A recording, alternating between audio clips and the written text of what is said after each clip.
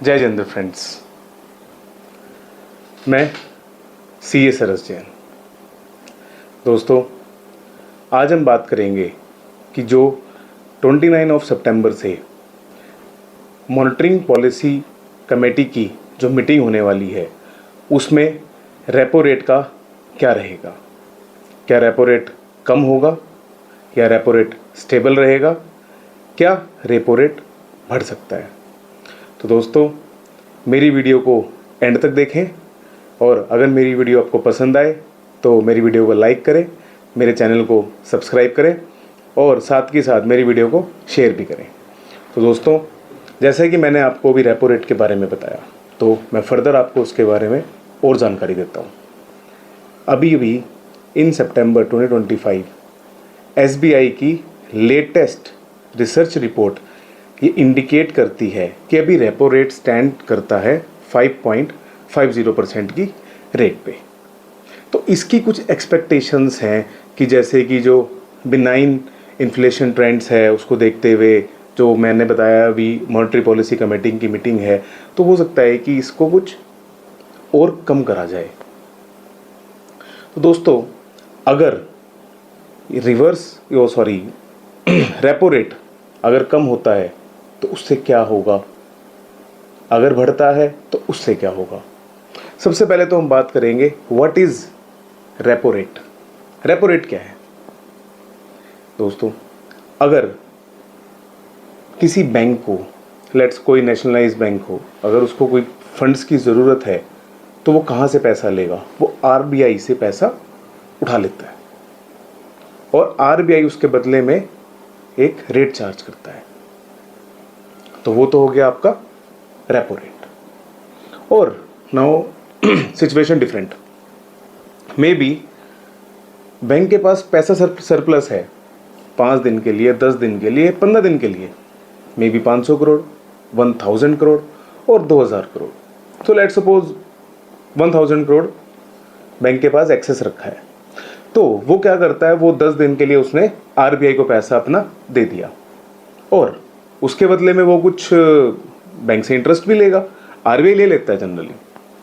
और अगर आप देखें, लेट सपोज अगर उन्होंने RBI ने उसका पैसा ले लिया फॉर 10 डेज, तो उसके बदले में उसको इंटरेस्ट देगा। मे बी हो सकता है 3%, 4%। तो अभी वैसे करंटली ये 3.35% चल रहा है। इसको बोलते हैं रिवर्स रेपो रेट। ठीक है दोस्तों, अभी हमको एक क्लैरिटी होगी कि रेपो रेट क्या है और रिवर्स रेपो रेट क्या है। ठीक है, नाउ मूविंग अहेड। ये इसके बारे में मैंने अभी बताया कि बेसिस पॉइंट अभी चल रहा है या कम होने वाला है या ज़्यादा होने वाला है, उसका मीनिंग क्या है।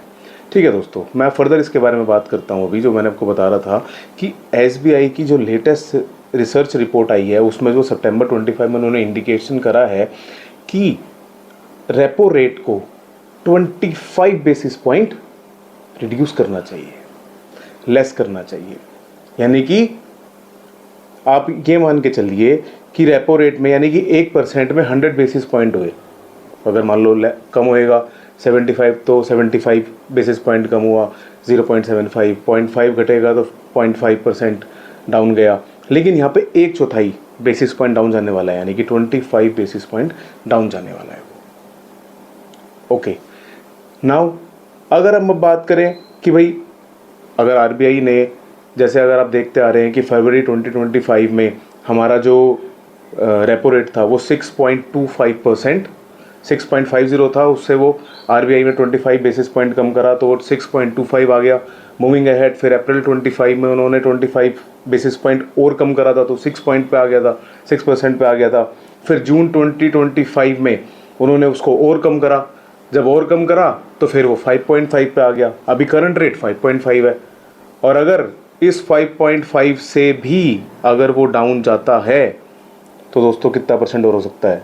तो फिर वो हो जाएगा आपका 5.25%, वो डाउन जा सकता है। तो अब इससे होने वाले कॉन्सिक्वेंसेस के बारे में आज हम बात करेंगे। बैंक रेट रिड्यूस हो सकता है। अगर आप बैंक से पैसा लेने गए तो अगर RBI से उसको सस्ता पड़ रहा है तो वो आगे भी तो उसका पास ऑन करेगा ना, तो आपको सस्ता मिलेगा इंटरेस्ट रेट।